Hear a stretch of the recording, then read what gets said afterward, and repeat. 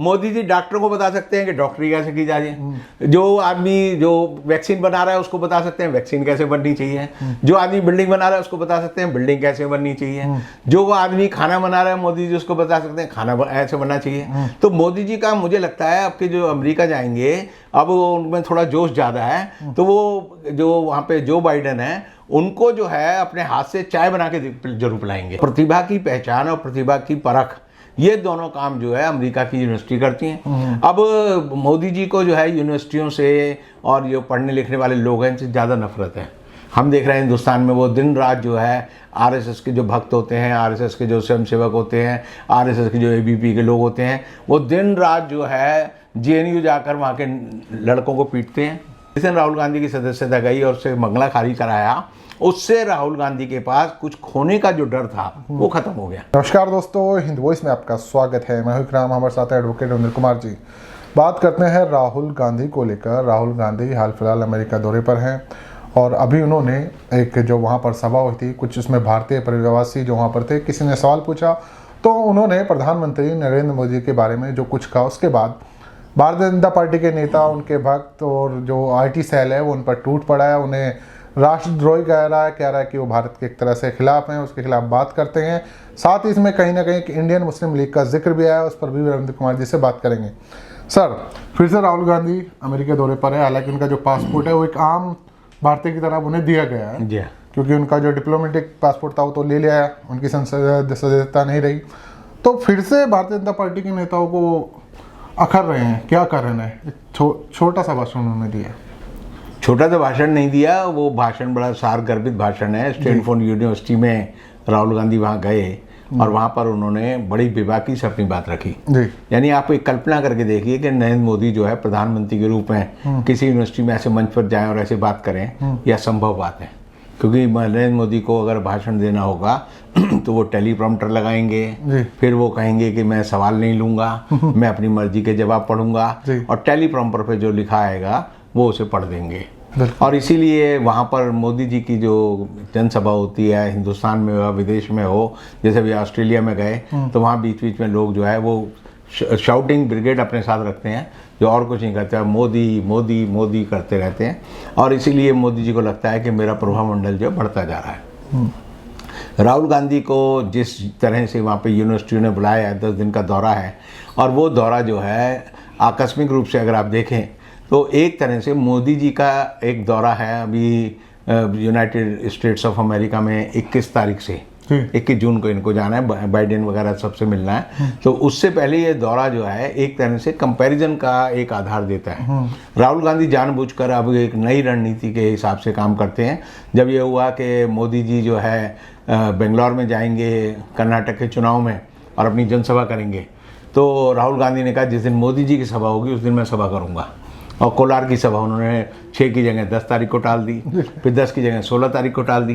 तो राहुल गांधी कहते हैं कि अब मैदान में आकर जैसे दो पहलवान होते हैं ना, अपना हैट, जिसे अंग्रेजी में हम कहते हैं कि he throw his hat in the ring, कि आपने चुनौती उछाल दी। लंगोट जो होता है ना पहलवान, पहले अपना लंगोट घुमा देते थे कि भाई जिसको मुझसे कुश्ती लड़नी आ जाए। तो राहुल गांधी जो आजकल एक लाल लंगोट लेकर घूमते हैं और वो मोदी जी जहाँ जाने वाले होते हैं वहाँ जाकर जो है चुनौती उनको देते हैं। अब उन्होंने जो स्टैनफोर्ड यूनिवर्सिटी है या वहाँ पे जो पूरे जो पश्चिम की बात अगर हम करें तो वहाँ यूनिवर्सिटियों का एक बहुत बड़ा स्थान है। वहाँ यूनिवर्सिटी को विद्वान लोग चलाते हैं, विद्वान लोग वहाँ पर पढ़ते हैं, पढ़ाते हैं। और आप देखिए दुनिया के जितने भी नोबल अवार्डी होते हैं, जिनको भी नोबल अवार्ड मिलता है, वो किसी ना किसी यूनिवर्सिटी में किसी ना किसी लेबोरेटरी में कार्यरत होते हैं। और वहाँ पर जो है प्रोफेसर जो है यहाँ की तरह नहीं है कि वो रिटायर हो जाते हैं, उनकी रिटायरमेंट की कोई एज नहीं होती। अमेरिका एक विशेष देश इसलिए है कि वो प्रतिभा की इतनी कदर करता है कि अमेरिका का जो सुप्रीम कोर्ट का जज होता है वो भी कभी रिटायर नहीं होता। जब वो मर जाएगा तभी वो रिटायर होगा, या वो त्यागपत्र दे देगा तब रिटायर होगा। इसी तरह वहाँ यूनिवर्सिटियों में प्रोफेसर कभी रिटायर नहीं होते, वो आखिर समय तक जो है प्रोफेसर रहते हैं, पढ़ाते हैं, लिखते हैं, अपना अध्ययन करते हैं। और ऐसी यूनिवर्सिटी में आप समझिए इन यूनिवर्सिटियों का स्थान ये है कि स्टैनफोर्ड यूनिवर्सिटी वो है कि जहाँ पर जब अमेरिकन प्रेसिडेंशियल इलेक्शन होता है तो उसमें जो 2 कैंडिडेट होते हैं रिपब्लिकन और डेमोक्रेट पार्टी के, उनकी डिबेट जो है किसी यूनिवर्सिटी के मंच पर ही होती है। यानी राहुल गांधी ने जिस मंच पर भाषण दिया है वहाँ पर जो है राष्ट्रपति के उम्मीदवारों की बहस होती है और ऐसी 3 या 4 बहसें वहाँ अमेरिका में की जाती है और उसे रेटिंग होती है कि भाई ये अच्छा बोला, ये सही बोला, इसने क्या गलती की, और समझिए उससे तय हो जाता है कि अमेरिका का अगला राष्ट्रपति कौन होगा। तो प्रतिभा की पहचान और प्रतिभा की परख, ये दोनों काम जो है अमेरिका की यूनिवर्सिटी करती हैं। अब मोदी जी को जो है यूनिवर्सिटियों से और जो पढ़ने लिखने वाले लोग हैं इनसे ज़्यादा नफरत है। हम देख रहे हैं हिंदुस्तान में वो दिन रात जो है आरएसएस के जो भक्त होते हैं, आरएसएस के जो स्वयंसेवक होते हैं, आरएसएस के जो एबीपी के लोग होते हैं, वो दिन रात जो है जेएनयू जाकर वहाँ के लड़कों को पीटते हैं, उनके ऊपर हमले करते हैं, रॉड तक से उनको मारते हैं और दिल्ली पुलिस उनको ढूंढ नहीं पाती। आप देखिए कि मोदी जी के दिमाग में सत्ता का नशा इतना रहता है कि उनकी एक शिक्षा मंत्री थी स्मृति ईरानी, उनका नाम याद होगा आपको। जब वो जेएनयू में कुछ करने की बात आई तो उसके दिमाग में 2 बातें सूझी। पहला तो उसने कहा एक टैंक खड़ा कर दो। अच्छा, यानी अमेरिका में किसी यूनिवर्सिटी के बाहर कोई टैंक खड़ा नहीं मिलेगा, कोई तोप खड़ी नहीं मिलेगी। उसने एक तो टैंक खड़ा कर दिया भारतीय सेना का कि ये लोग जो है देशभक्त नहीं है, टैंक देखकर इनको देशभक्ति आ जाएगी, राष्ट्रभक्ति जाग जाएगी। और उसने वहां पर एक बड़ा जो है तिरंगा झंडा लहरा दिया। और दिल्ली में आप देखते हैं कि आरएसएस का जो दूसरा पैटी संस्करण है, कच्चा संस्करण, वो है अरविंद केजरीवाल। उसने दिल्ली के किसी भी चौराहे पे चले जाओ, आपको लगेगा कि झंडे ही झंडे लहरा रहे हैं। हवाई जहाज से देखो तो बड़ा अजीब लगता है कि एक शहर में जो है 150-200 झंडे लहरा रहे हैं। और झंडे लहरा क्या रहे हैं, उससे कोई देशभक्ति नहीं बढ़ी, भ्रष्टाचार उतना ही है। खुद केजरीवाल के सारे लोग जिन्होंने इतने बड़े बड़े झंडे लहराए, खुद भ्रष्टाचार के आरोप में बेचारे जेलों में बंद हैं। मनीष सिसोदिया जेल में बंद है, उनका जो दूसरा मंत्री है सत्येंद्र जैन वो जेल में बंद है। अब उसको बेचारे को जमानत मिली है थोड़ी सी, बाकी लोग जेल जाने में। तो देशभक्ति का कोई टॉनिक या कोई टेम्परेचर नापने का झंडा जो है कोई प्रतीक नहीं है। लेकिन इनको क्या लगता है कि कोई ना कोई डंडाशाही चलानी है। और अब तो मोदी जी ने साक्षात जो नया संसद भवन बनाया है उसमें एक झूठी कहानी कर एक जो है संगोल नाम की एक चीज़ लगा दी और डंडा गाड़ दिया कि मैंने वहाँ पर डंडा गाड़ दिया। तो एक तरह की मोदी जी जो है प्रतीकात्मक शैली में लोगों को धमकाते हैं। ये ऐसी है जैसे आप कई बदमाश होते हैं ना, जिनसे आप मिलोगे वो कुछ नहीं करेंगे, आपके पास आके बैठेंगे, अपनी जेब में से या पीछे से कहीं से पिस्टल निकालेंगे और मेज पे रख देंगे और कहेंगे और भाई साहब क्या हाल है। तो वो एक तरह से धमकी होती है कि देख मेरे पास ये है, मैं चला भी सकता हूँ। तो मोदी जी भी जो है इसी तरह की गुंडागर्दी करते हैं। तो अब राहुल गांधी ने जिस तरह से वहाँ भाषण दिया, जिस तरह से लोगों के सवाल के जवाब दिए, तो राहुल गांधी ने मोदी जी का, मुझे लगता है कि जितना मजाक मैं भी नहीं बना सकता उससे ज़्यादा बना दिया। उन्होंने कहा कि मोदी जी के पास अगर भगवान भी आ जाए या भगवान से भी मोदी जी की बात हो तो मोदी जी भगवान को भी बता देंगे कि कुदरत को कैसे चलाना चाहिए। तो मोदी जी जो है हर चीज़ में हर एक को सलाह देते हैं। वो डॉक्टरों के सम्मेलन, तो खुश होना चाहिए था ना, मोदी जी कितनी अच्छी तारीफ की है। तारीफ की है तो खुश होना चाहिए, लेकिन पोल भी तो खोल दी। अब वो कह रहा है कि डॉक्टरों को, मोदी जी डॉक्टरों को बता सकते हैं कि डॉक्टरी कैसे की जाए, जो आदमी जो वैक्सीन बना रहा है उसको बता सकते हैं वैक्सीन कैसे बननी चाहिए, जो आदमी बिल्डिंग बना रहा है उसको बता सकते हैं बिल्डिंग कैसे बननी चाहिए, जो वो आदमी खाना बना रहा है मोदी जी उसको बता सकते हैं खाना ऐसे बनना चाहिए। तो मोदी जी का मुझे लगता है आपके जो अमेरिका जाएंगे अब उनमें थोड़ा जोश ज़्यादा है, तो वो जो वहाँ पे जो बाइडन है उनको जो है अपने हाथ से चाय बना के जरूर पिलाएंगे, क्योंकि उनकी एक ही बारे में प्रसिद्धि है कि वो जो है अच्छे चाय वाले हैं। चाय किसी राष्ट्रपति को चाय पिलाई थी, उन्होंने चाय पे चर्चा, चाय बना के नहीं पिलाई। देखिए चाय बनाने वाला जो होता है पहले वो अपना बर्तन साफ करता है, फिर उसमें जो है मांझ के उसमें जो है पानी डालता है, फिर अदरक कूटता है, फिर उसमें पत्ती डालता है, फिर दूध डालता है, फिर उसमें उबाल आता है, फिर वो पिलाता है। उसी से आदमी का पता चलता है। जैसे बहू के बारे में कहते हैं नई बहू आएगी तो या तो खिचड़ी बनाएगी, तो खिचड़ी बना के खिलाएगी तभी तो पता चलेगा कि बनाना जानती है कुछ नहीं जानती, जबकि खिचड़ी बनाना सबसे आसान काम है, तो चाय बनाना भी सबसे आसान काम है। तो मुझे लगता है कि मोदी जी अब के जाएंगे तो अमेरिका में उनको जो है चाय बनाने का कर्तव्य जरूर दिखाना चाहिए, क्योंकि बहुत सारे लोग हिंदुस्तान में ये उन पर एक आरोप लगाते हैं कि मोदी जी को चाय बनाना नहीं आता, झूठ बोलते हैं। वो इसलिए बोलते हैं क्योंकि जिस वडनगर में वो कहते हैं कि स्टेशन पे मैं चाय बनाता था, वो वडनगर का स्टेशन ही जो है 1972 में बना। तो जब 1972 में बना तो मोदी जी 67 में या 68 में कैसे वहाँ चाय बेचते थे। और कोई जिक्र नहीं आता कि मोदी जी के पिताजी, जिनका नाम सब लोग जानते हैं दामोदर दास मोदी था, उन्होंने कभी चाय बेची हो। वो कांग्रेस के समर्पित कार्यकर्ता थे। उनकी एक ही फोटो है जिसमें वो कांग्रेस की खादी पहने हुए और कांग्रेस की टोपी लगाए हुए हैं और सेवा दल की किसी मीटिंग में गए हुए हैं। तो ना उनके पिताजी ने चाय बेची ना मोदी जी ने बेची। तो राहुल गांधी ने जो जिस ढंग से उन पर कटाक्ष किया है, कटाक्ष है ही है कटाक्ष को अपने दिल पे नहीं लेना चाहिए, कटाक्ष का जवाब कटाक्ष से देना चाहिए।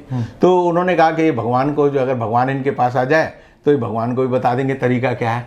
तो उन्होंने मोदी जी की प्रतिभा को बताया है कि मोदी जी उस आदमी को भी सलाह दे सकते हैं जिसको सलाह की ज़रूरत नहीं है। जैसे होता है ना, बच्ची अपनी दादी को कोई बात बताए, जैसे अंग्रेजी में कहावत है, you can not tell your grandfather how to behave with your wife. कहानी तो कहावत तो दूसरी है, लेकिन मैं उसे सभ्य भाषा में यही कह सकता हूँ। तो लेकिन मोदी जी में इतनी क्षमता है कि वो किसी को भी कोई ऐसी बात बता सकते हैं। दूसरी बात जो है, राहुल गांधी ने जो खुलकर कही है, उसने कहा है कि आज़ाद हिंदुस्तान में मेरी जो सदस्यता गई उससे मुझे फ़ायदा हुआ। मैंने पहले दिन ही कहा था कि जिस दिन राहुल गांधी की सदस्यता गई और उससे मंगला खारिज कराया, उससे राहुल गांधी के पास कुछ खोने का जो डर था वो खत्म हो गया। एक कहावत है, नंग बड़ा परमेश्वर से, कि नंगा आदमी परमेश्वर उसका क्या बिगाड़ लेगा। तो राहुल गांधी ने कहा कि अब मैंने सब त्याग दिया, मेरे पास कुछ नहीं है, मेरे पास सत्ता नहीं है, मेरे पास पार्लियामेंट की सदस्यता नहीं है, मेरे पास जो है घर नहीं है। उसने जाके अपना ऑर्डिनरी पासपोर्ट भी बना लिया, आम नागरिक वाला। तो वो बनवा कर जो है वो एक तरह से निहत्था अकेला खड़ा होकर उसने मोदी जी को चुनौती दी। उसने खुद माना कि मोदी जी की वजह से, मोदी जी ने जो मेरे साथ किया उसकी वजह से जो मेरा जो नया रूप हुआ है उससे मुझे ज़्यादा फायदा हुआ है। तो एक तरह से मोदी जी को उसने बता दिया है इशारों में कि भारत में किसी सच बोलने वाले आदमी के साथ भारत का कानून, भारत की अदालतें, भारत का जो सत्ता पक्ष है वो किस तरह का बर्ताव करता है, ये भी हो गया। क्योंकि लोग सोचेंगे भाई इसकी सदस्यता क्यों गई, तो वो वहाँ के लोगों को भी पता चल गया। कैसे कहा था कि ये सारे नीरव मोदी है या ललित मोदी है या दूसरा मोदी है, इन सारे मोदियों का सरनेम चोर क्यों है, ये अब स्टैनफोर्ड यूनिवर्सिटी को ही पता चल गया। और स्टैनफोर्ड यूनिवर्सिटी का मतलब है कि आप समझिए ये पावर सेंटर है। वहाँ पर पावर सेंटर हिंदुस्तान में जो है वो 3-4 होते हैं। जैसे हिंदुस्तान में संसद एक पावर सेंटर है, सुप्रीम कोर्ट एक पावर सेंटर है, ऐसे फिक्की का सम्मेलन होता है जो धन पशुओं की एक संस्था है, वो एक पावर सेंटर है। पत्रकारों की एक एसोसिएशन होती है, वो एक पावर सेंटर है। तो यूनिवर्सिटीज़ जो हैं अमेरिका में एक पावर सेंटर है। उससे जो राहुल गांधी की इमेज बनी है और जिस ढंग से केंद्रीय मंत्रियों को बार बार कहना पड़ रहा है कि इन राहुल गांधी ने देश की बदनामी की है, देश को नीचा दिखाया है अमेरिका की निगाह में, लेकिन ऐसा कुछ नहीं है। राहुल गांधी ने सब सवालों का जवाब जो है बेबाकी से दिया है। और अभी जो ये उसका ये दौरा जो चल रहा है उसकी जो रिपोर्टिंग जिस तरह से न्यूयॉर्क टाइम्स में, वाशिंगटन पोस्ट में या टाइम्स मैगजीन में आ रही है, और जो CNN वहाँ का चैनल है सबसे बड़ा, उस पर आ रही है, उससे पता चलता है कि राहुल गांधी का एक नया रूप, जो RSS लगातार गढ़ती रहती थी, पप्पू है, इसको कुछ नहीं आता, ये नेपी पहनकर, जैसे बच्चों की नेपी होती है ना, छोटे बच्चों को नेपी पहना देते हैं, वैसे घूम रहा है। और इसके मुंह में जो है बिटकना है, जिसे कहते हैं हम वो निपल, वो लेके चूस रहा है, वो नहीं है। उसने सिद्ध कर दिया कि मैं अब जो है उस तरह का नेता हो गया हूँ जिस तरह का नेता उसका नाना जवाहरलाल नेहरू था, जिस तरह उसकी जो दादी है वो जिस तरह की नेता थी, जिसको इंदिरा गांधी के रूप में जो जानते हैं, उसका एक नया अवतार हुआ है। और ये अवतार जो है मोदी जी जब 21 तारीख को जाएंगे, मुझे लगता है कि अभी हाल के दिनों में जो बाइडन या वहाँ की जो संसद के लोग हैं वो जब राहुल गांधी को अपने यहाँ इनवाइट करेंगे तो मोदी जी को जरूर पीड़ा होगी कि इसने मेरी जगह घेरने की गलत कोशिश की है, और मैं कैसे इसके हिंदुस्तान लौटते ही कोई ना कोई ऐसा काम करूं जिससे मैं इसको सबक सिखा सकूं। बहुत बहुत शुक्रिया सर, आपने बताया राहुल गांधी इस वक्त किस तरह की राजनीति कर रहे हैं, और दिख भी रहा है कि पूरी तरह से एक मैच्योर पॉलिटिशियन वो बन चुके हैं। और जिस तरह का उन्हें घेरा जाता था वो उसी रूप में कटाक्ष करते हुए दिखाई देते हैं। बहरहाल देखते हैं कि जब वो लौटते हैं तो उनका भी स्वागत उसी तरह से होता है नहीं जिस तरह मोदी जी के लिए भीड़ जाती है। क्या लगता है सर, हो पाएगा? देखिए, मोदी जी की भीड़ तो बस होती है, बस में जाते हैं वो अपने बीजेपी वाले अपने जाके अपनी फोटो खिंचाते हैं। जैसे मोदी जी लौटे, वैसे तो गलत परंपरा है कि देश का प्रधानमंत्री अपने देश में ही लौटे, तो ये स्वागत करो जी हमारा प्रधानमंत्री हमारे देश में आ गया। तो ऐसा कभी होता नहीं, सिर्फ ये होता है कि भाई आए तो उसकी अगवानी होनी चाहिए जो प्रोटोकॉल के हिसाब से। लेकिन जरूर राहुल गांधी जब आएगा तो आप ये समझ लीजिए कि हज़ारों की तादाद में भीड़ जो है दिल्ली की सड़कों पे ज़रूर होगी और वो उसको लेने जाएगी। तो उससे जो है राहुल गांधी उस समय जो भाषण देंगे, उसको भाषण को मैं कहूँगा वो एक ऐतिहासिक भाषण होगा, क्योंकि तब वो अपने अनुभवों के बारे में कहेंगे। क्योंकि मोदी जी जब लौटते हैं वो भाषण नहीं देते, वो बताते नहीं, बस वो जो है 2-4 मालाएं डलवाई और हाथ हिलाए और चल दिए। तो राहुल गांधी एक अच्छा वक्ता बन गया है। ये मोदी जी के लिए सबसे ख़राब बात है, क्योंकि मोदी जी ने 9 साल में कुछ किया नहीं किया। उन्होंने 3 लोगों को अच्छा वक्ता बना दिया है। एक खड़गे साहब हैं जो अच्छा भाषण देने लगे हैं, एक उनकी बहन है प्रियंका गांधी जो भाषण वीर बन गई है, और एक राहुल गांधी है जो उसी लहजे में बात करता है जिस लहजे में एक राजनेता को बात करनी चाहिए। और ये मोदी सरकार की बड़ी सफलता या असफलता है, लेकिन देश के लिए ये अच्छी बात है। बहुत बहुत शुक्रिया साहब। किसी और एपिसोड में आपसे मुलाकात होगी, तब तक ले दीजिए इजाज़त।